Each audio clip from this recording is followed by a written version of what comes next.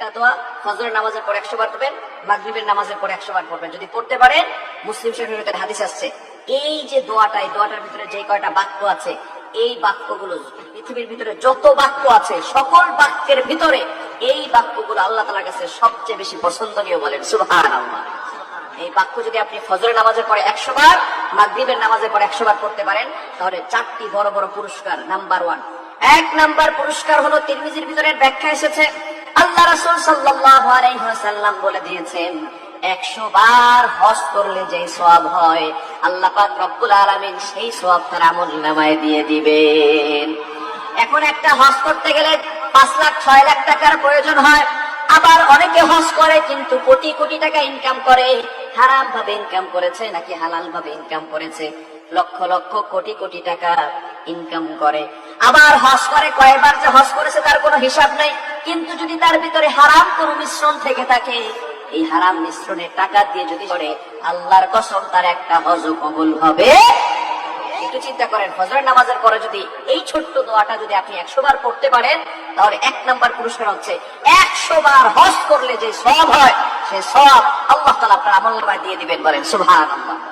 Number 2, দ্বিতীয় number হচ্ছে, ইসমাইল বংশের কোন গোলাম যদি থাকে, এরকম 100 গোলামকে আযাব করলে যে সওয়াব হয়, আল্লাহ তাআলা সেই সওয়াব তার আমলনামায় দিয়ে দিবেন। বলেন সুবহানাল্লাহ। এখন বর্তমানে একটা মানুষের দাম কত হতে পারে বলেন তো? হিসাব আছে কোনো? কোটির উপরে চলে যাবে না একটা মানুষের দাম? তো আগে ভাবে মানুষকে ক্রয় করে নিত, গোলামকে ক্রয় করে নিত সারা জীবনের জন্য, আবার অনেকে মুক্ত করে দিত, আজাদ করে দিত, কেউ বিক্রি করে ফেলতো। এখন আরো যদি সেটা ইসমাইল আলাইহিস সালামের বংশের হয়, তাহলে সেটা কত দামি হবে। এরকম 100 জন গোলামকে আজাদ করলে যে সওয়াব হয়, সেই সওয়াব আল্লাহ তাআলা তার আমলনামায় দিয়ে দিবেন। বলেন সুবহানাল্লাহ। তৃতীয় নাম্বার হচ্ছে, কোনো ব্যক্তি যদি জিহাদ করতে যায়, অর্থাৎ আল্লাহ তাআলার জন্য, ফি সাবিলিল্লাহ, আল্লাহর জন্য কাফেরদের সাথে জিহাদ করতে যাবে, এমন ব্যক্তিকে যদি 100টা উট হাদিয়া দেওয়া হয়, এই হাদিয়া দিলে যে সওয়াব হবে, আল্লাহ তাআলা সেই সওয়াবটুকু তার আমলনামায় দিয়ে দিবেন। বলেন সুবহানাল্লাহ। চতুর্থ নাম্বার, সবচেয়ে বড় পুরস্কার হলো, আল্লাহ পাক রব্বুল আলামিন জানিয়ে দিয়েছেন, যে ব্যক্তি আমার পছন্দনীয় এই বাক্যগুলো সকালবেলা এবং মাগরিবের পরে, ফজরের পরে মাগরিবের পরে 100 বার করে পড়বে, আমি আল্লাহ তার উপর সন্তুষ্ট হয়ে যাব। যদি আল্লাহ তাআলা কারোর উপর সন্তুষ্ট হয়ে যায়, তার আর কিছু লাগবে? সে ব্যক্তি ওই দিন আল্লাহ তাআলার কাছে সবচেয়ে বেশি প্রিয় হবে। এজন্য আমরা আমল করতে পারবো তো ইনশাআল্লাহ? আমল করা যাবে তো ইনশাআল্লাহ? এজন্য আমার মুসলমান বন্ধুগণ, সেই বাক্যগুলো কি?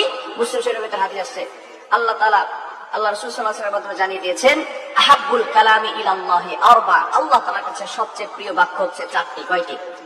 এই 4টি বাক্যটারই একটা দোয়া, সুবহানাল্লাহি ওয়ালহামদুলিল্লাহি ওয়া লা ইলাহা ইল্লাল্লাহু আল্লাহু আকবার। কয়টা হলো? এগুলো আমরা সবাই পারি না? সুবহানাল্লাহ, আলহামদুলিল্লাহ, লা ইলাহা ইল্লাল্লাহ, আল্লাহু আকবার। এগুলো আমরা সবাই পারি না? কি বলেন, সবাই পারি না আমরা? সুতরাং প্রত্যেক ফজরের নামাজের পরে যদি এই আমলটা করতে পারেন, সুবহানাল্লাহি ওয়ালহামদুলিল্লাহি ওয়া লা ইলাহা ইল্লাল্লাহু আল্লাহু আকবার, ফজরের নামাজের পরে যদি আপনি 100 বার পড়েন, আবার মাগরিবের নামাজের পরে যদি আপনি পড়েন সুবহানাল্লাহি ওয়ালহামদুলিল্লাহি ওয়া লা ইলাহা ইল্লাল্লাহু আল্লাহু আকবার, 100 বার করে যদি পড়তে পারেন, আল্লাহ পাক রব্বুল আলামিন দুনিয়াতেই আপনাকে 4টি পুরস্কার দান করে দিবে। এজন্য আমরা পড়তে পারবো তো ইনশাআল্লাহ? পারবো তো ইনশাআল্লাহ? আল্লাহ পাক রব্বুল আলামিন সকলকে